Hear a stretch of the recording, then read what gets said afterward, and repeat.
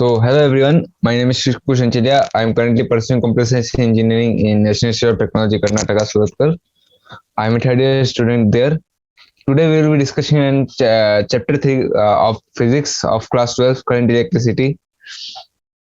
ठीक है, बहुत ही इंपॉर्टेंट चैप्टर करंट इलेक्ट्रिसिटी। बहुत ज्यादा क्वेश्चन आने वाले होते हैं इससे। बहुत ही सिंपल क्वेश्चन है, बहुत ही सिंपल है, खाली अपने को देखना चाहिए कि क्या हो रहा है इसमें। ठीक है,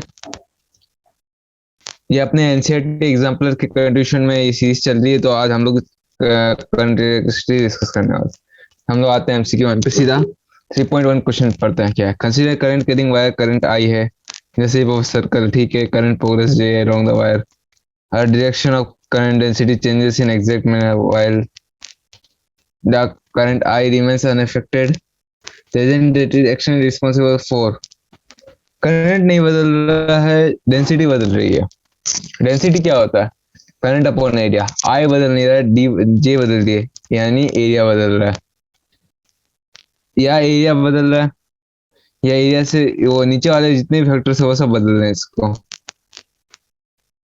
ठीक है, और भी कुछ in the current progress the direction of J changes in an exact manner while the current I remains unaffected. Okay, the agent that is essentially responsible for it is, ठीक है, इलेक्ट्रिक फील्ड या जो depends on electric field हो सकता है। just being behind a given segment of wire which pushes them, नहीं ये सब कुछ नहीं, चार्जेस ahead। तो एक तो बहुत ही इजीली हम लोग सोच सकते हैं, ये दोनों ऑप्शन तो ऑब्वियसली नहीं होंगे कि चार्ज अगर आगे वाले होंगे तो पीछे वाले भी अपन को रिपल्शन देंगे, तो ये दोनों तो ऑब्वियसली नहीं होंगे। अब सोर्स ऑफ ईएमएस, उससे तो करंट को क्या ही फर्क, उससे तो फिर आई भी फर्क पड़ जाएगा, तो ये तो डेफिनेटली नहीं होएगा। बचा कौन सा? बी। ऐसे भी सोच सकते हैं, और नहीं तो एक्चुअल में आंसर इसका यही कि इलेक्ट्रिक फील्ड की वजह से होगा। ठीक है, अब टू बैटरी से E1 E2 and internal resistance R1 R2 connected in parallel as shown in the figure। ठीक है, equivalent of this is E1। Okay, the equivalent E of the two cell is between E1 and E2, that is, yep, E1 E2 divided by E1 plus E2 होता है। Equivalent is given by equivalent equal to E1 plus E2। no, it is parallel। ये भी नहीं है। is independent of resistance, ये भी नहीं है। is equivalent of is smaller than E1, not necessary। क्या हमेशा छोटा ही होगा? एक्चुअल में होता फॉर्मूला क्या था हमारा? E1 divided by R1 plus E1 plus R2, कुछ ऐसा था फॉर्मूला। तो it actually is formula, I guess ये करेक्ट होएगा, क्योंकि वो पैरेलल की तरफ गिना जा रहा है ना। ठीक है, उसके बाद नेक्स्ट क्वेश्चन की तरफ मूव करें तो resistance R is used in method which student chooses standard resistance has to be 1000 ओम है। ठीक है, he finds the null potential at L1 equal to, okay, it is told to improve the accuracy which of the following is useful। okay, he is told measure L1 accuracy कर सकते हैं, but उतना effective नहीं होएगा। Useful वे तो you should change S to 1000 ओम, या ये सब कर सकते हैं। एस की वैल्यू बढ़ाने से और प्रिसाइज आएगी वो, नहीं ये बेटर ऑप्शन है। क्योंकि जैसे जैसे एस की वैल्यू बढ़ेगी अपनी वो जैसे लेंथ क्या होगा, फिर डिवाइड बाय एस होएगा। ठीक है, रेजिस्टेंस क्या होता है? डायरेक्टली प्रोपोर्शनल टू एल होता है, और हम लोग निकाल कैसे हैं? डायरेक्टली प्रोपोर्शनल टू एल, तो एस बढ़ रहा है तो लेंथ भी बढ़ेगा, मतलब वो डिवाइड होगा ऑब्वियसली उस हिसाब से। क्योंकि जब 1000 ओम होगा तो 2.93 आएगा सपोज, फिर हम डिवाइड बाय 10 करेंगे तो 2.93 बनेगा। ठीक है, तो ये ज्यादा एक्यूरेट बना पाएंगे हम लोग यहाँ पे। बी ऑप्शन होना चाहिए, बी ऑप्शन होना चाहिए इसका आंसर। ठीक है, two cell of EMF 5 volt and 10 volt are to be accurately compared using a potentiometer and length of 400 centimetre. ठीक है, 5 वोल्ट है, 10 वोल्ट है, एक्यूरेटली कंपेयर्ड। ठीक है, यहाँ पे देखते सिचुएशन क्या बन रही है। एक 5 वोल्ट की है, एक 10 वोल्ट की है। are to be accurately compared using a potentiometer of length 400 metre. ठीक है, the battery returns the potentiometer with a voltage of 8 volt और पोटेंशियोमीटर के नए वोल्टेज of 15 वोल्ट। इनके बीच में होना चाहिए, पहली बात इस रेशियो में होना चाहिए। The first portion of 50 centimetre wire should have potential drop of 10 volt। The potentiometer is actually used for comparing resistance and not voltages। नहीं, actually it is not correct। मेरे हिसाब से ये पॉइंट करेक्ट होना चाहिए, क्योंकि बीच में होना जरूरी होता है उसको, ताकि दोनों तरफ के कांटे दिख जाए कि 5 वोल्ट पार हो गया तो 8 वोल्ट, मतलब 8 के इस तरफ 5 है, 8 के इस तरफ 10 है, तो उस हिसाब से होना चाहिए। A metal rod of 10 centimetre, rectangular cross section area of half centimetre. हाँ, metal rod of length 10 centimetre है, rectangular cross section area इतना है, is connected to the battery across opposite faces। आधा बाई 1 सेंटीमीटर है ये, ठीक है। Okay, यहाँ से आपने बैटरी कनेक्ट कर दी, ठीक है। ठीक है, यहाँ पे 1.5 सेंटीमीटर आपने ऐसे हो गया, यहाँ पे 1.5 सेंटीमीटर ऐसा हो गया। और मैक्सिमम नहीं, एक तो पहले 10 सेंटीमीटर की हाफ सेंटीमीटर प्रेसेस क्यों होगा, कनेक्टेड अक्रॉस, ठीक है। ऑपोजिट फेसेस से रेजिस्टेंस विल बी मैक्सिमम। यहाँ पे रेजिस्टेंस मिनिमम होगा क्योंकि बराबर होगा और पैरेलल में भी आ रहा है। रेजिस्टेंस मैक्सिमम जब होगा जब अपन एक तो सीरीज में कर सके जितना ज्यादा हो सके, यहाँ पे हो जाएगा तब एडजेसेंट। हाँ, एक्चुअल में इरेस्पेक्टिव तो नहीं होगा, इस connected across 10 centimetre half centimetre, तीनों ऑप्शन में खाली फर्क कहाँ है, कनेक्टेड अक्रॉस 1 2 3 सेंटीमीटर। अच्छा, यहाँ पे 1 सेंटीमीटर है cross sectional area. Okay, rod length है 10 centimetre. Okay okay okay, metal rod है 10 centimetre, rectangular cross section area connected to the battery. Okay okay okay, got it. ऐसा है मेटल रोड। नहीं, फिर ऐसे भी नहीं है सर। नहीं, मैं बोला ना, यहाँ पे डायग्राम्स का बहुत इंपॉर्टेंट खेल है, डायग्राम्स को समझना बहुत जरूरी है। यहाँ पे मेरे को यहाँ पे साफ करते हैं और ढंग से समझते हैं कि क्या हो रहा है सिचुएशन। ठीक है, मेटल रोड है 10 सेंटीमीटर की, rectangular cross section area 1 centimetre by आधा centimetre is connected to the battery. Rectangular cross section area यहाँ पे 1 है, यहाँ पे आधा है, ठीक है। अक्रॉस ऑपोजिट फेसेस, यानी कि यहाँ से ऑपोजिट फेस, यानी यहाँ से कनेक्ट हुआ है, ठीक है। बैटरी यहाँ पे अब रेजिस्टेंस से मैक्सिमम का हुआ। ओके, तो यहाँ पे एक मैक्सिमम बैटरी तब होगी जब आप यहाँ पे कनेक्ट करो, ठीक है। तो 10 बाई यहाँ पे जैसे सपोज होगा तब होगा, क्योंकि बीच में सबसे कम होना चाहिए, यहाँ पे होना चाहिए आधा। एक अनइक्वल हो तो यहाँ पे होना चाहिए कितना, 10/1.5 वाले में होना चाहिए, 10/1.5 वाले में होना चाहिए, 1.5 मतलब आधा, ये होना चाहिए। What is the frequency of electron determines the current in the conductor? नहीं, डिप वेलोसिटी एलोन नहीं होता, थर्मल वेलोसिटी भी होती है। या डिप वेलोसिटी तो 100% होगी, थर्मल वेलोसिटी भी कभी कभार हो जाती है अगर रियल लाइफ सिचुएशन में बात करें तो। अगर हम लोग ऐसे स्टैंडर्ड तो मानते कि नहीं होता है, बट अगर स्टैंडर्ड की तरफ से माना जाए तो डिप वेलोसिटी एलोन होगी, थर्मल वेलोसिटी भी नहीं होगी, किंतु ऐसे रियल लाइफ में थर्मल वेलोसिटी भी डिपेंड करती है। नेक्स्ट है एमसीक्यू 2, ठीक है। Kirchhoff law is reflection of conservative current density vector, ठीक है। Conservation of charge is actually they affect the momentum of the charge particle approaches unchanged जैसे वेक्टर है। मोमेंटम का कोई है ही नहीं यहाँ पे काम। किरचॉफ लॉ क्या बोलते हैं, नेट जीरो होना चाहिए कोई affect there is no accumulation of charge reduction, ये होना चाहिए। ये भी कर सकते हैं करंट डेंसिटी, किंतु वो एक वेक्टर है एक्चुअल में, तो वेक्टर यहाँ पे काम नहीं करेगा, तो दैट्स व्हाई ए और सी नहीं होगा, बी और डी होगा इसमें। Consider a small circuit figure in this states of variable distance R. This can vary for R0 to retard intense distance. The potential drop across area is nearly constant as। एक minute photo थोड़ा सा zoom out करें। Consider this simple circuit zone stands for a variable resistance R dash है, ठीक है। R dash can vary from this R is internal resistance, छोटा R is internal resistance। और are are से आज से नोट से बहुत ज्यादा फर्क है। Potential drop is AV's approx is nearly constant as R dash is varied. Actually, अगर R dash बहुत ज्यादा है तो 1/R dash हो जाएगा 0। तो नेट इसका कोई काम ही नहीं होगा, यहाँ से करंट ही फ्लो नहीं करेगा, तो ये खाली सारे करंट यहीं से फ्लो करेंगे। तो potential drop AB is nearly constant as R dash is varied, yeah, because R dash is almost very greater, तो इससे करंट बहेगा ही नहीं, यहाँ से करंट बहेगा ही नहीं, ऑलमोस्ट वेरी लो करंट बहेगा और ज्यादातर करंट यहीं से बहेगा। और इनके अक्रॉस पोटेंशियल ड्रॉप भी V/R होगा क्योंकि R बहुत ज्यादा है। अच्छा, यहाँ पे R+R होगा तो R को भी कैंसिल होगा, तो V/R ही करंट बहेगा एक्चुअल में। कि R बहुत छोटा तो वो सीरीज में उसको नेगलेक्ट कर देंगे, कैपिटल R डैश बहुत बड़ा तो सीरीज पहले में उसको कन्वर्ट।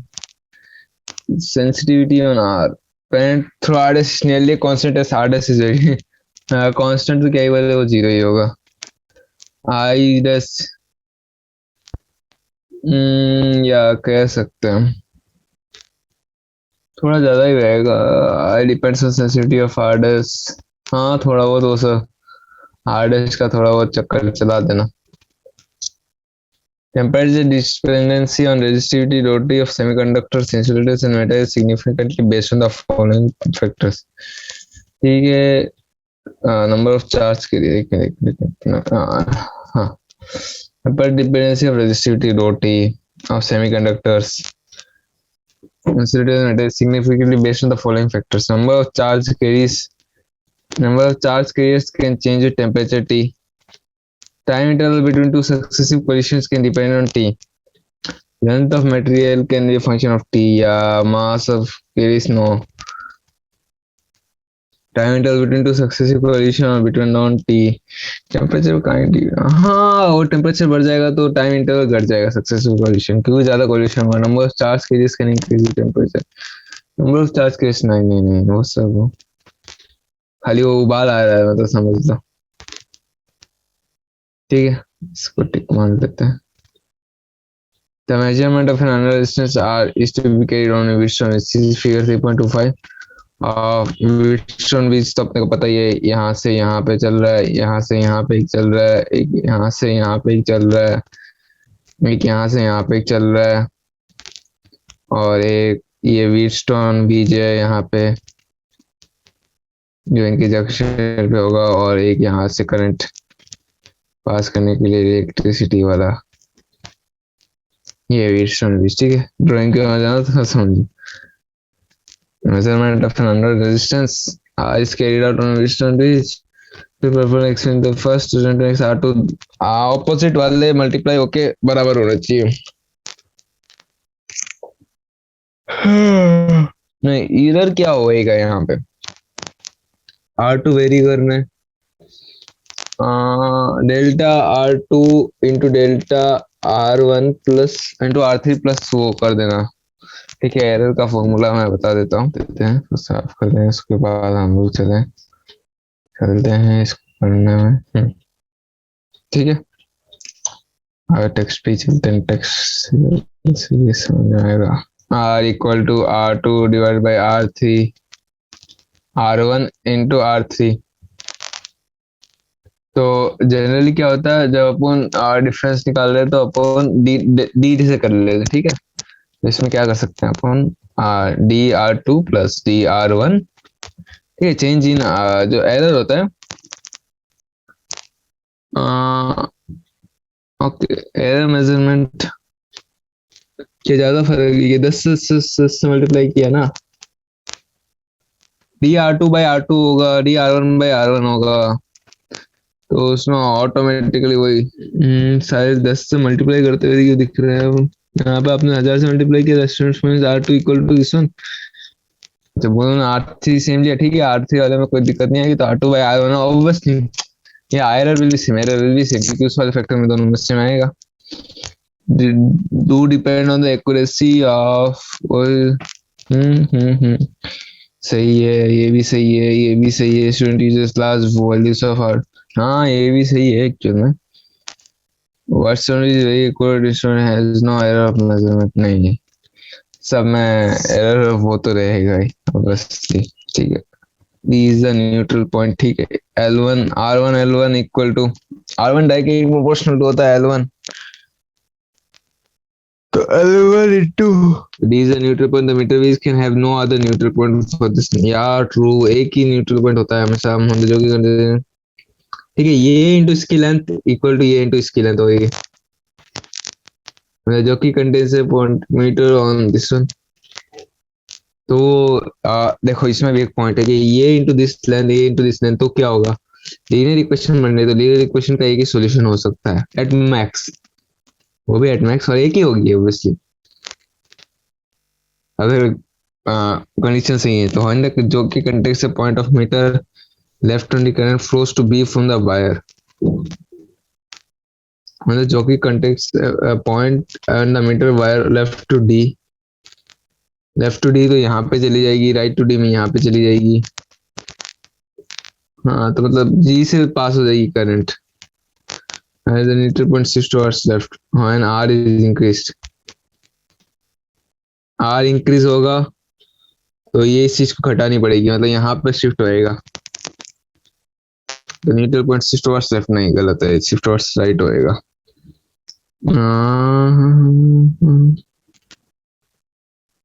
जो कि कॉन्टेक्ट से पॉइंट लेफ्ट टू डी यहाँ पे कनेक्ट किया, तो यहाँ पे रेजिस्टेंस कम हो रहा है ना, रेजिस्टेंस कम हो रहा है तो यहाँ से जाएगा ना,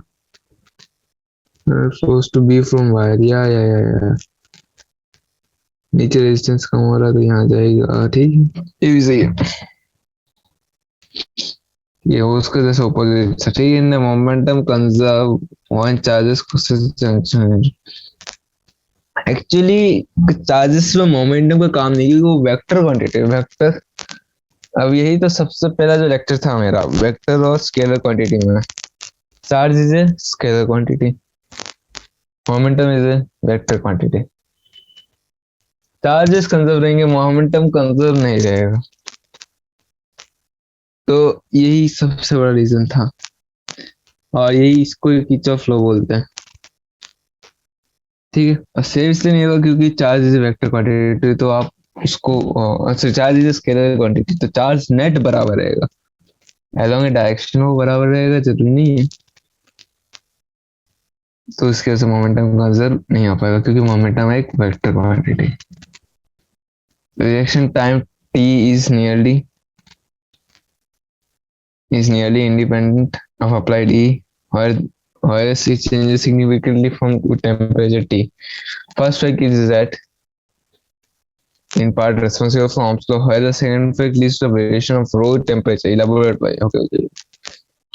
Is nearly independent of already electric field E, where it changes significantly with temperature T. ठीक है, first fact is responsible for Ohm's law, while the second fact leads to a variation of raw temperature. ठीक है, वही relaxation time कितना होता है, और directly proportional to temperature होता है, और ई की वजह से कहाँ से नियरली इंडिपेंडेंट इसलिए बोला क्योंकि वो ई की वजह से कहाँ से बी से कनेक्टेड है, और वो बी की पावर आर होगा, तो उसकी वजह से ये ओम्स लॉ भी है वहां पे, तो ओम्स लॉ क्या वैसे उसकी वजह से नहीं होगा, क्योंकि ई की पावर आर से डिपेंडेंट कर रहा है। ठीक है, तो ई पे तो ऐसे डिपेंड करने रहा है वो, और टेम्परेचर पे तो सारे सब कुछ इस दुनिया में टेम्परेचर पे डिपेंडेंट है, नियरली एवरीथिंग, क्योंकि टेम्परेचर बढ़ता घटता तो जरूरी नहीं सपोर्ट करे हर समय, इसलिए तो वो ideal gas situation PV equal to nRT वो भी तो फेल हो गया था इसकी वजह से। ठीक है, next question, what are the advantage of null point meter resistance बीच। हाँ वही, मतलब एडवांटेजेस तो नल पॉइंट की, उससे आप रेजिस्टेंस कोई भी कैलकुलेट कर सकते हो दुनिया का, अगर आपको पता नहीं है। Additional measurements to be required to calculate are known by any other method. Wheatstone भी जे गैल्वेनोमीटर है, वो सब पोटेंशियोमीटर है, वो सब, यानी ये सब पूरा थियोरेटिकल आप छापते हैं ना। What is the advantage of using thick metallic strips? वही मतलब रेजिस्टेंस का ही है। ठीक है, तो आर को आप गिरा रहे हो तो थोड़ा सा एक्यूरेट होगा, ठीक है, वरना तो वो पिघल भी एक पिघलने का टेम्परेचर का भी चक्कर है वहां पे, तो उसका भी कारण है। For wiring in home one uses copper wire और एल्यूमिनियम वायर बट कंसीडर। हाँ वही कॉपर, कॉपर और एक तो एल्यूमिनियम का वो इलेक्ट्रिक पोटेंशियल ऑक्साइड का बहुत ज्यादा है, मेटेरियल के वजह से +2 +3 में जाने के लिए 3 इलेक्ट्रॉन निकालना पड़ेगा, इनका स्टेबल स्टेट है, तो एक तो वो दिक्कत है। गुड कंडक्टर्स है, और हाँ ये तो मेन रीजन तो यही है कि इनके इलेक्ट्रोसिटी पोटेंशियल बहुत ज्यादा है, और इनके हाई स्टेट्स हैं, इनको निकालना बहुत दिक्कत है। गुड कंडक्टर्स हैं, और semiconductors, aluminium is not a semiconductor actually, it is a metal. Wire and alloys are used for making standard resistance. हाँ वही एलॉयज क्योंकि सबकी प्रॉपर्टीज इंक्लूड हो जाती है। एलॉयज क्या होती है, थोड़ा वो नहीं हो, बारीक होता है, तो वो बन ही नहीं सकता। जेवर जेवर बनने के लिए थोड़ी सी इंप्योरिटीज मिलती है, बहुत थोड़ी सी। तो 24 कैरेट सोना था, 22 कैरेट सोना, मतलब 24 कैरेट सोना मतलब एकदम इतनी सी इंप्योरिटीज है ही नहीं, 99.99% गोल्ड है। 22 कैरेट का मतलब थोड़ी सी आपने वो तांबा या सिल्वर मिला दिया, और 20 कैरेट 18 कैरेट वैसे होता है सोने का। What are alloys used for making standard resistance oil? While हाँ वो standard resistance, एक तो आपका इंसुलेटरी प्रॉपर्टीज आ सकती है उसमें, तो मोर देन वन प्रॉपर्टीज चाहिए अपने को रेजिस्टेंस कॉइल्स के लिए, कि अपने को हाई पे तो ऐसा ना हो कि हाई पे जा रहा है तो जाते ही जा रहा है और उधर ब्लास्ट हो गया थोड़ा सा एक टाइम के बाद गिर भी जाए और वहां तक बहुत जल्दी जाए। ठीक है, power P is deliver to device by transmission cable saving resistance RC है, वी इज द वोल्टेज, ठीक है, ना is the current find the power wastage and how it can be reduced. एक तो जे को यहाँ पे पूरा घुसा दो, या यहाँ पे पूरा घुसा दो, ये एक स्टैंडर्ड प्रॉब्लम है, एकदम स्टैंडर्ड प्रॉब्लम है, क्योंकि यहाँ पे यही आ गया है ना, तो इसके अक्रॉस तो जो होगा वो होएगा ही। तो आप एक तो पावर वेस्टेज होगा किस किस की वजह से, आई की वजह से, इस रेजिस्टेंस की वजह से, इस रेजिस्टेंस की वजह से, इस रेजिस्टेंस की वजह से। तो ये सबसे बड़ा तरीका है कि या तो इसको पूरा यहाँ दो या यहाँ घुसा दो, इसके इफेक्ट ही नहीं आने चाहिए। ठीक है, और आई करंट होगा E divided by E1 + T2 divided by R1 + R2। R1 ये है और R1 ये है, R2 ये है, R ये है, वो जब आप इक्विवेलेंट ई निकालेंगे तब हो जाएगा। is a potentiometer wire if the value of R is increased। Okay, ये इसका क्वेश्चन था। Okay okay okay, sorry sorry sorry sorry sorry sorry, मैंने भी इसको समझ लिया था वो। ओके ओके ओके ओके, वही हाँ, एक तो रेजिस्टेंस कमा देना अपने को, तो पावर वेस्ट नहीं होगी। वीज voltage across analyse the current through find the power wastage. हाँ पावर V²/R कर दो, या IR कर दो, I²R कर दो, वही है। हाँ वही पी ठीक है, भी पोटेंशियोमीटर है, इसका मैं बता दिया। If a value of R is increased, it will move towards, यहाँ से करंट कम फ्लो कर रहा है, तो करंट कम फ्लो यहाँ पे बटेगा, कम फ्लो डायरेक्ट होगा, तो इलेक्ट्रिक फील्ड का कम होना चाहिए, यहाँ शिफ्ट हो जाएगा। While doing an experiment with the potentiometer, it was found that the deflection is one-sided and the deflection decreased while moving from one end A of the wire to other end B। ठीक है, reflection decrease by wire moving from one end A. अच्छा ठीक है, आप यहाँ से अब यहाँ जा रहे हो, बीच में एक पॉइंट आएगा जहाँ पे आप जीरो हो जाएगा, फिर बाद में वापस रिफ्लेक्शन इंक्रीज रहेगा। वायर टर्मिनल इज पॉजिटिव है ना, ठीक है, यहाँ पे ये पॉजिटिव होएगा, यहाँ पे ये नेगेटिव होएगा, क्योंकि इससे टकराना है ना, वरना तो जुड़ जाएगा। Which terminal of E is connected to this one? यहाँ पे ये पूरा पूरा घुसा देंगे, ये जाएगा यहाँ पे ना, तो ये होना चाहिए नेगेटिव, ये नेगेटिव होना चाहिए, ये पॉजिटिव होना चाहिए। Which terminal of E1 is connected to X in this case? हाँ, this one is connected to positive, this one is connected to negative, this one is connected to positive. A cell of EMF E and internal resistance R is closed and at the external resistance R protect of single। Okay okay, हाँ I = E/R + R होता है, तो R बढ़ा रहे हो ना, तो तो ये वो घट जाएगा। आई इक्वल टू 0 में तो ये बाई आर है और इनवर्सली प्रोपोर्शनल होते होते आर प्लस आर है equal to I equal to क्या है A divided by R plus R जो कि ये है। अब इसको आप रेजिस्टेंस से मल्टीप्लाई कर देना तो बराबर हो जाएगा। अक्रॉस आर है तो आई इंटू आर करना पड़ेगा ना। सच में मेरे को लगा करंट का वेरिएशन पूछ रहा है, सच में पोटेंशियल डिफरेंस पूछ रहा है। तो E R divided by R plus R तो डायरेक्टली प्रोपोर्शनल टू आर है और यहाँ पे भी आर है। तो आर जब बहुत बड़ा हो जाएगा तब तो कांस्टेंट हो जाएगा। आर के बहुत बड़ा होने के बाद कांस्टेंट हो जाएगा। पहले इंक्रीज करेगा आर इक्वल 0 पे 0 है तो यहाँ से ऐसे होगा। ठीक है। Set of n equal resistors of resistance R connected in series to a battery of EMF E and resistance R. ठीक है। तो current is object to flow the resistor connected in the rows and the current is decreased by checked. Yeah. ठीक है। Parallel जब था तो ठीक है। जब सीरीज में था तो 10R प्लस आर था 11R हो गया। सॉरी जब सीरीज में था तो करंट क्या था NR प्लस आर था। जब पैरेलल में था तो इक्विवेलेंट। अब सीरीज में तो डायरेक्टली ऐड हो जाता है और उसमें इक्विवेलेंट हो जाता है तो R बाई एन होगा। R by n plus R था तो R तो R ही पहले घटा दो सारे उल्टा कर दो तो n plus 1 equal to 1 divided by n plus 1। और ये क्या करंट क्या 10 टाइम बढ़ गया तो इससे 10 से मल्टीप्लाई करना पड़ेगा ना। ठीक है। Divide by 10 plus 1 divide by 10 करते हैं। हाँ एन की वैल्यू हम लोग क्या हम लोग प्रिडिक्ट कर पा रहे हैं सबको 10 से मल्टीप्लाई कर देते हैं। ठीक है। n प्लस 1 इक्वल टू ऊपर क्या है n plus 1 divided by n और ये यहाँ पे इंटू 10 था सबके साथ n प्लस 1 सेंस किया तो n इक्वल टू खुद 10 है। ठीक है। n इक्वल टू 10 था। नेक्स्ट हम लोग 3.223 पे आ गए।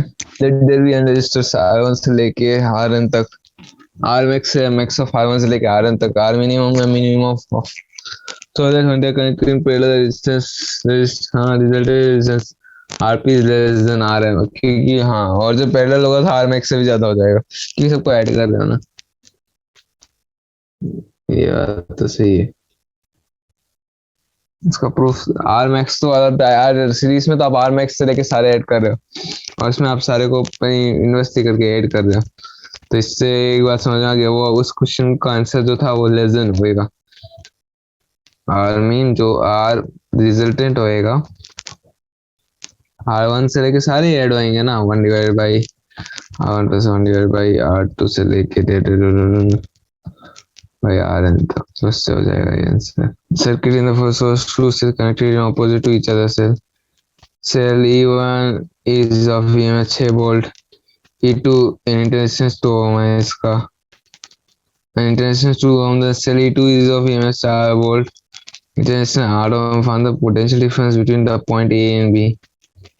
हाँ ठीक है ये तो चलो ठीक है। ये किसका आसान तरीका बताता हूँ थोड़ा सा खुद ही कर दिया। यहाँ पे 0 वोल्ट मान लो बस काम खत्म। कितना है यहाँ पे 8 वोल्ट 8 वोल्ट हुआ यहाँ पे कितना हुआ इंटरनल रेजिस्टेंस है ना तो आई पे डिपेंड करना पड़ेगा। फाइन फाइन फाइन फाइन यहाँ पे बाहर निकाल दो ना इनका रेजिस्टेंस बाहर ही निकाल दो इनसे हटाओ। यहाँ पे 8 वोल्ट है यहाँ पे रेजिस्टेंस मान लो कितना है इनका रेजिस्टेंस कितना है 2 और 4 तो 10 ओम का रेजिस्टेंस है 10 वोल्ट है यहाँ पे 8 वोल्ट है यहाँ पे कितना है रेजिस्टेंस की दोनों तरफ के कोने का निकालना है ना कितना कितना कितना कितना कितना कितना चलो अपने को रेजिस्टेंस के इस तरफ का निकालना है यहाँ पे निकालना है। ये यहाँ पे 0 वोल्ट मान लिया ये यहाँ पे निकला है यहाँ पे निकला है तो अपन को क्या करना है रेजिस्टेंस के ऐसे जोड़ सकते हैं हम लोग रेजिस्टेंस के बीच का मानना है ना। ठीक है। यहाँ पे 2 ओम है यहाँ पे 4 ओम है ये 6 टोटल है, और नेट नेट यहाँ पे दोनों को जोड़ दे तो 4 + 6 -2 2 वोल्ट। 2 / 6 तो 1/3, 1/3 तो 2/3 यहाँ पे वोल्ट, 2/3 वोल्ट यहाँ की, 2/3 इंटू 2, रुक जा 2 हाँ 2 नेट कितना है, 6 - 4 तो हो गया, 2 वोल्ट का नेट करंट चल रहा है, 2 वोल्ट का नेट वो है, 2 वोल्ट का नेट ये है, और डिवाइड बाई रेजिस्टेंस कितना है, हाँ 2 + 4 6 है, और इंटू अब रेजिस्टेंस से फिर से मल्टीप्लाई कर देंगे तो 2 हो जाएगा, तो 2/3 का ड्रॉप हो जाएगा, तो यहाँ पे 8 है तो 2/3 का ड्रॉप चाहिए अपने को, तो यहाँ पे कितना था, कितना था 8 - 2/3, यानी कि 8 - 2/3, 8 - 2 24 22/3 यहाँ हो जाएगा, इसके क्रॉस ड्रॉप करेंगे तो 4/3 हो जाएगा, तो 4 यानी कि 4/3, 8 माइनस 4/3, तो यहाँ पे कितना हो गया, 8 - 2/3 यानी कि 22/3, तो 22/3 आंसर होना चाहिए इसका। सबसे पहले हम लोगों ने क्या किया, हम लोगों ने इक्विवेलेंट रेजिस्टेंस निकाल दिया, उसके बाद दोनों का ई इक्वल निकाल दिया, और उसके बाद अपन आई निकाल लिया, उसके बाद रेजिस्टेंस से मल्टीप्लाई कर दिया, और फिर 8 माइनस कर दिया। तो सबसे आसान तरीका इसमें करने का, एक पॉइंट को आप जीरो मान लो, एक पॉइंट को अगर आप हम लोग जीरो मान लेंगे तो उससे सारी कैलकुलेशन आसान हो जाएंगे। Two cell of EMF but international R1 R2 है, ठीक है, बाहर निकाल लेते हैं, अगर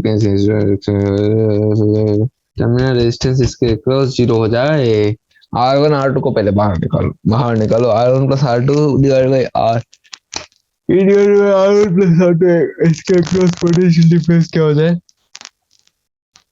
डिवाइड बाई जीरो हो जाए ना, R1 + R2 के बराबर होना चाहिए।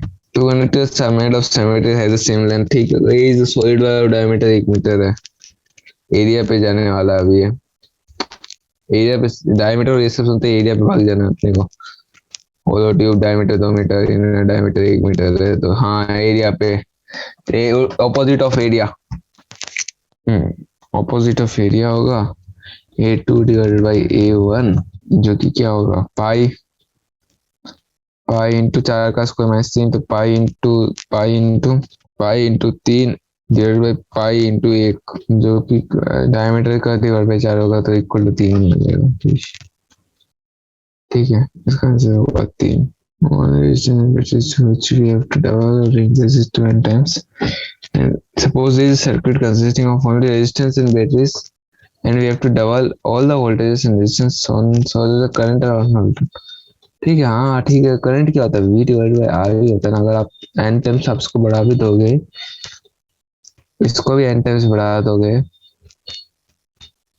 तो क्या होगा, n से n कट जाएगा, तो आई क्या होगा, अनअल्टर्ड ही रहेगा। ठीक है, नेक्स्ट हम लोग पहले पे आता है, 3.28 हमारा चल रहा है, 3.3 ही कुछ 4 क्वेश्चन बचे हैं।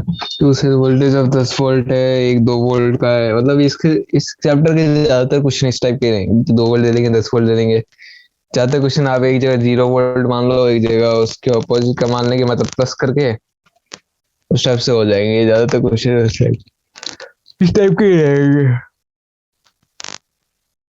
हाँ, या फिर सारे आप इक्वेशन बना लो, सबसे बेस्ट अगर को समझ में नहीं आ रहा है। ठीक है, टू सेल्स ऑफ एक पर 10 वोल्ट 2 वोल्ट है, रेजिस्टेंस 100 ओम है एंड 5 ओम है, ठीक है, बाहर निकाल दिया इनको। Acting parallel the positive end of 10 volt battery, ठीक है। Find the effective voltage and effective resistance of the combination, effective voltage effective resistance, ठीक है, बहुत आसान, 2 × 10 डिवाइड बाई 2 + 10 ये होगा इफेक्टिव, 5 और 4 को यहाँ से निकाल के ऐड कर दिया तो 15 होएगा, 15 को आर के साथ सीरीज में मान लो, तो R + 15, R कितना है, R कैपिटल R कितना, पहले इफेक्टिव 10 सर 5 है, हाँ वही, मतलब इफेक्टिव हो गया 10 × 5 डिवाइड बाई 10 + 5 हो गया, तो यहाँ पे हो गया 10 × 10 + 5 यानी कि 50 डिवाइड बाई 15 यानी कि 10 डिवाइड बाई 3 हो गया, और इफेक्टिव यहाँ पे वही 20 डिवाइड बाई 12 यानी कि 5/3 हो गया। ठीक है, सीरीज पहले सीधे सीधे एनसीईआरटी के फॉर्मूला से नहीं, और एनसीईआरटी में सारे ये सब फॉर्मूला दिए हुए हैं। देख लो अब सीरीज पैरेलल, बस इस वाले चैप्टर में मैं लिख दूंगा, अगर तो ये बाद में लास्ट में देखते हैं इसको, तो तब तक 3.29 कर लेते हैं हम लोग। एनएसी रूम 5 घंटे के लिए, वोल्टेज 200 वोल्ट है, wiring consist of copper and 1 millimetre radius, radius 10 metre है। Power consumption per day is 10 computer the fraction is heating. एक तो इसको बाहर निकाल देना है, और what would happen the wire of the machine was the same dimension. ठीक है, तो वी स्क्वायर बाय आर निकाल देना। सबसे पहले अपने को वी स्क्वायर दिया हुआ ये 220 into 220 divide by R, R जो होता है length divide by resistivity into area. ठीक है, V square square divide by R, R होता है length into rho L by A, rho L divide by A. ठीक है, इससे आर निकाल देंगे तो उससे हो जाएगा 10 कॉमर्शियल यूनिट यूज कर रहे हो आप। ठीक है, तो पावर आपको पता ही है 10 कॉमर्शियल यूनिट यूज कर रहे हो, वाट फ्रैक्शन तो वी स्क्वायर बाय आर, तो यहाँ से एक पावर आ जाएगा आपके पास। आपका आंसर क्या होगा, वाट फ्रैक्शन बोल रहा है ना, तो उसको जस्ट एक काम करना, 10 कॉमर्शियल यूनिट आप यूज कर रहे हो तो वी स्क्वायर बाय 10 कर देना, वो आपका आंसर हो जाएगा। डिवाइड बाय, मतलब डिवाइड बाय वो कर देना, और उसकी जगह आप रो की जगह आप रो चेंज कर रहे हो यहाँ पे खाली, तो हाँ यहाँ पे बस ये रो की ये रो बदल देना, तो उससे आंसर आ जाएगा आपका। ठीक है, नेक्स्ट 3.30 पे अगर हम लोग आए in experiment with potentiometer VB equal to 10 volt है, R is adjusted to be 50 ohm and student wanting to measure voltage E1 voltage VB equal to 10 volt, R is adjusted to be 50 ohm. ठीक है, 50 ओम कर दिया आपने, VB 10 volt है, R भी 50 ohm, student wanting to measure the voltage E1। ये तो थोड़ा कॉम्प्लेक्स प्रॉब्लम है। एक तो VB आपको दे दिया है 10 वोल्ट दिया हुआ है, ये 50 ओम दिया हुआ है, आपने के बंद कर देंगे आप बस। आपको E1 मापना है। एक तो L/5 हो गया, डिस्टेंस हो गया L/5 in the last 4 segment बोल रहा है, तो ये वाला डिस्टेंस हो गया 4L/5, ये हो गया L/5। ठीक है, कोई दिक्कत नहीं। एक तो आप 50 ओम पे मिल नहीं रहा, एक 10 ओम पे आपको मिला। ठीक है, तो आपको यहाँ पे ये L/5 है, तो ये जो रेजिस्टेंस है ये दो ओम ऑलरेडी बता ही दिया आपको। ठीक है, कितना अप्रोक्सीमेटली 8 वोल्ट दिया हुआ, तो ये 10 ओम दिया हुआ है, तो 10 ओम इसका ही होगा, तो 10 into L/5 10 into 4 must be equal to this R into 1/10 into R ना, तो R इक्वल टू 40 ओम दे दिया आपको। ये वाला कितना है, 40 ओम दे दिया आपको, ये वाला 40 ओम दे दिया, 40 ओम दे दिया। Find the resistance of the potentiometer, ये हो गया 40 ओम। एंड पोटेंशियल ड्रॉप तो यहाँ 40 पर यूनिट लेंथ, तो कितना होएगा 40 ओम यहाँ पे है आपके पास, और यहाँ पे 2 ओम है ना आपके पास, कितना 10 है, तो 40 से 50 डिवाइडेड बाई 10 ठीक है, तो वो हो गया 10, यहाँ पे कितना हो गया 8 है, यहाँ पे 8 है, और यहाँ पे 10 है, तो 18। इनका नेट कितना हो गया 10 प्लस 40 हो गया 50, और ये आप पर यूनिट मीटर 1 मीटर में था, तो ये पर मीटर आप गिर रहा है इतना, जो 100 से मल्टीप्लाई कर देंगे तो इंटू यानी 0.36 वोल्ट पर मीटर गिर रहा है। मुझे पहले हम लोग अपन ने निकाल लिया कि इसका नेट इक्विवेलेंट रेजिस्टेंस कितना है, और उससे वो हो गया कि R1 ये L ऑपोजिट मल्टीप्लाई होंगे हमेशा, ये वाली फॉर्मूला, ये वाली बात याद रखनी है अपने को। तो R2 L1 equal to R1 L1, ये वाला फॉर्मूला अपन ने लगाया, उससे R2 निकल गया, उसको आपने पैरेलल सीरीज वाला फॉर्मूला में लगा दिया हम लोगों ने। और उसके बाद उसको हम लोगों ने इसके बाद इक्विवेलेंट E तो है ही है 10, एक 8 वोल्ट है, एक 10 वोल्ट है, तो 16 वोल्ट हो गए, 18 वोल्ट हो गए यहाँ पे, और एक R यहाँ पे अपने को मिल गया कि 40 ओम है, यहाँ पे R दिया हुआ है 10 ओम है, तो 40 प्लस 2 हो गया 50, तो उसको डिवाइड बाय टोटल 1 मीटर की लेंथ, तो उससे कर देंगे। ठीक है, नेक्स्ट 3.31 पे अगर हम लोग आए, एक सेकंड इसको चेक कर सकते हैं हम लोग। Consider circuit this one, how much energy observed by the initial state of no kinetic no thermal motion to the state of the ठीक है, वी स्क्वायर बाय आर। ये तो अब तो इतने एरिया ना पावर का फॉर्मूला रट जाना चाहिए। इतनी बार ये आ गया अपना 6 × 6 divided by 6 equal to 6 6 joule या 6। अरे आंसर हो गया 6। और इसको टाइम टाइम से मल्टीप्लाई कर देंगे तो टोटल आ जाएगा वो परसेंट टाइम स्केल और one associate with energy in the number of electron. ठीक है, वही वी स्क्वायर का आप इलेक्ट्रॉन प्रोटॉन वाला फॉर्मूला में कन्वर्ट कर देना। हाँ ये, हाँ वही। अब ये अपने को बताइए, V equal to rho pi होता है, सॉरी रो डी होता है। ठीक है, E equal to rho D होता है। ई इससे अपन वी पे जा सकते हैं डिस्टेंस से मल्टीप्लाई करके, तो इसको रो को अपन उससे मल्टीप्लाई कर सकते हैं number of electron N E by A, तो एन ए ई डी हो गया, एन ए ई डी हो गया। वी इक्वल टू, तो उससे अपन sorry resistance equal to N A E हो गया। ठीक है, और उसके बाद तो आर से आर अपने पास मिल गया, तो वी स्क्वायर बाई आर कर देंगे यहाँ पे। वी स्क्वायर बाई आर को निकालने क्या वाला है, टाइम स्केल बोल रहा है। हाँ वही टाइम स्केल, आप 1 सेकंड मान लो, यहाँ पे पर सेकंड दिया हुआ है। ठीक है, तो ये था हमारा लास्ट लास्ट क्वेश्चन था। तो इस चैप्टर में हम लोग ने क्या क्या देखा, सबसे पहले उसकी बात कर लेते हैं। एक तो हम लोग ने देखा V equal to I R देखा, सबसे इम्पोर्टेंट ओम्स लॉ। पावर का फॉर्मूला देखा, V square divided by R देखा, और जो इसका दूसरा था आई स्क्वायर इंटू आर। कोई भी एक लगा देंगे, वो तो इंटरचेंजेबल है, आई स्क्वायर इंटू आर, वो देख के लगा देना क्वेश्चन में। आई स्क्वायर इंटू आर। फिर एक तो आर इक्वलेंट का फॉर्मूला देखा, मैं एक बार आपको रिवीजन के लिए सब बता देता हूँ। R1 प्लस R2 ये सब ले लेके ये सीरीज में होगा Rn, वही R equivalent in case of 1 by in case of 1 divided by R equivalent 1 divided by R1 से लेके प्लस 1 डिवाइडेड बाय Rn कर देना। ठीक है, उसके बाद इक्विवेलेंट वाला फॉर्मूला देखा अपन ने, इन case of series in case of parallel. ठीक है, ये मतलब वो इंटरनल रेजिस्टेंस को हम लोग बाहर ले लेंगे। ठीक है, बस ये था बस। और तो उसका और व्हीटस्टोन ब्रिज का वो formula R1 L2 equal to R2 L1, और यही से हम उसका दूसरा ब्रिज का R1 R3 must be equal to R1 opposite multiplies, ये बात याद रख लेना, बस खत्म। R2 R4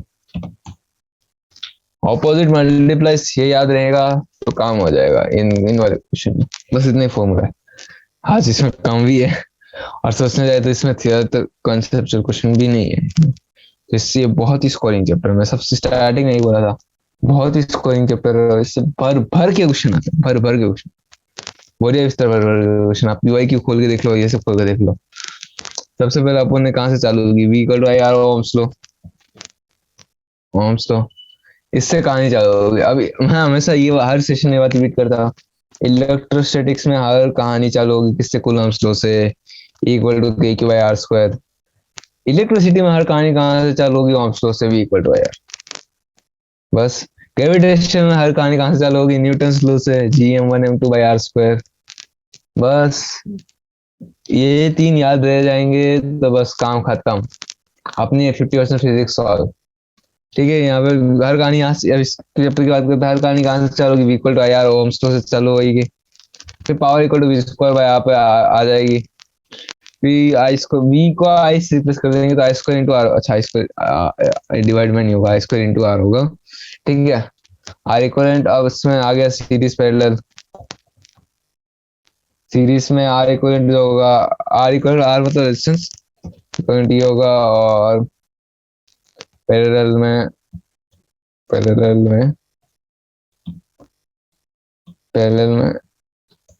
आर इक्वलेंट होगा 1 by R equivalent equal to 1 by R1 plus R2 से लेके बाहर है। फिर इक्वलेंट के सारे formulas in case of series, in case of series and parallel. ठीक है, R1 L2 और R2 L1 ये हो गया व्हीटस्टोन ब्रिज और वो matrix bridge. Wheatstone bridge, Wheatstone bridge और मैट्रिक्स ब्रिज के केस में, व्हीटस्टोन ब्रिज और मैट्रिक्स ब्रिज के केस में। ठीक है, R1 L2 divide by R1 L2 equal to R2 L1 कर देंगे और यही होगा R1 R3 वो वाले केस में। ये वाली ब्रिज वो है जो ये ऑपोजिट ये वाली बनती है, और ये वाली ब्रिज वो है जो यहाँ पे बीच में कांटा नहीं फंसा जाता है क्या हम लोग ऐसे। डायग्राम में ड्रॉ कर दिया मैं ताकि आपका सब आसानी हो। ये वाली चीज इससे मल्टीप्लाई होगी, ये वाली चीज इससे मल्टीप्लाई होगी, इसमें भी ये वाली चीज इससे मल्टीप्लाई होगी, ये वाली चीज इससे मल्टीप्लाई होगी। ताकि अच्छा इसमें क्यों मल्टीप्लाई करना है अपने को, ताकि ये वाले से करंट नहीं फ्लो। बाद में पता चला कुछ और ही कुछ नहीं पूछ लेंगे ये लोग। ठीक है, क्यों क्यों, ताकि इससे करंट फ्लो नहीं होंगे इसकी अगर ये कंडीशन सेटिस्फाई होंगे। ठीक है, तो वो लोग ऐसे मेंशन करेंगे करंट नॉट फ्लोइंग, तब ये आप लगा सकते हो कि ऑपोजिट मल्टीप्लाइज। ठीक है, तो मोटा मोटी यही था इस चैप्टर में। ऑलमोस्ट सारे पॉइंट्स मैंने कवर कर दिए और कोई पॉइंट्स तो रहा नहीं ऑब्वियसली। ठीक है, हाँ तो यही सारे पॉइंट्स। तो ठीक है, हम अब एक बार और भी दे देता हूँ। कहानी चालू हो रही है ओम्स लॉ से, इक्वल टू आर, फिर जाएगा पावर। अच्छा पावर भी बहुत लेट में है एक्चुअल में, पावर को इतना जल्दी यहाँ पे रखना नहीं चाहिए। हाँ पहले रेजिस्टेंस वाले फॉर्मूला पे आ जाएंगे हम लोग। ठीक है, पावर हम लोग यहाँ पे रखेंगे ताकि आपको समझ में तो कैसे उसका रेजिस्टेंस वाला फॉर्मूला NaED और वो सब जो है। ठीक है, फिर आएंगे सीरीज पैरेलल पे। R इक्वल होगा R1 से लेके Rn, पैरेलल में होगा 1/R equal to 1/R1 plus 1/R2 plus 1/Rn तक हो गया। पावर के फॉर्मूला आ गए दो, V square by R square by R। Equivalent निकाल लेना अपने को सीरीज में और पैरेलल में। ठीक है, फिर एक व्हीटस्टोन ब्रिज और मैट्रिक्स ब्रिज, ये दो ब्रिज है। R1 L1, R1 L2 और R2 L1 बस। तो ये हो गया अपना सीरीज पैरेलल। तो व्हीटस्टोन ब्रिज R1 L2 और R2 L1, तो यहाँ पे R1 R3 से मल्टीप्लाई होगा और वहाँ पे R2 R4 से मल्टीप्लाई होगा। मोटा मोटी यही कनेक्शन है और यही सब जगह यूज होने वाला। देख ले सारे क्वेश्चन में हम लोग देख लें, कोई नया कंसेप्ट नहीं है, सारे स्टैंडर्ड सवाल। व्हीटस्टोन ब्रिज होगा वो बस आपको थोड़ा बहुत डराने के लिए वर्ड्स यूज कर सकता है, उससे ज्यादा कुछ नहीं होएगा यहाँ पे। उससे ज्यादा यहाँ पे और कुछ भी नहीं होने वाला। हाँ थोड़ा बहुत टाइम और थर्मल, अब थर्मल में थोड़ा सा देख लेते हैं, मैं थोड़ा सा ओवरव्यू देता हूँ। बेसिकली थर्मल आपका थर्मल प्रॉपर्टीज करके चैप्टर है, उसमें ज्यादा अच्छे से कवर होगा। अब देखो जनरली हम लोग फील्ड जनरल ये एकदम जनरल से सोच सकते हैं हम लोग। इलेक्ट्रॉन को गर्मी लग रही है, अब भयंकर गर्मी लग रही है अपने को, अपन क्या करेंगे, यहाँ वहां भागेंगे, वो इलेक्ट्रॉन यहाँ भागेंगे, तो क्या होगा, उसका ड्रिफ्ट वेलोसिटी बढ़ेगा, मोमेंटम बढ़ेगा। ठीक है, किंतु 400 नहीं बढ़ेगा। ऐसा नहीं होगा कि वो टूट जाएगा और एक इलेक्ट्रॉन से दो इलेक्ट्रॉन बनेंगे, ऐसे तो नहीं होगा ना। ठीक है, खाली भयंकर गर्मी बढ़ रही है, भयंकर गर्मी बढ़ रही है, वो यहाँ तेजी से भागेंगे फिर और एक दूसरे से जल्दी जल्दी ज्यादा से ज्यादा टकराई करेंगे।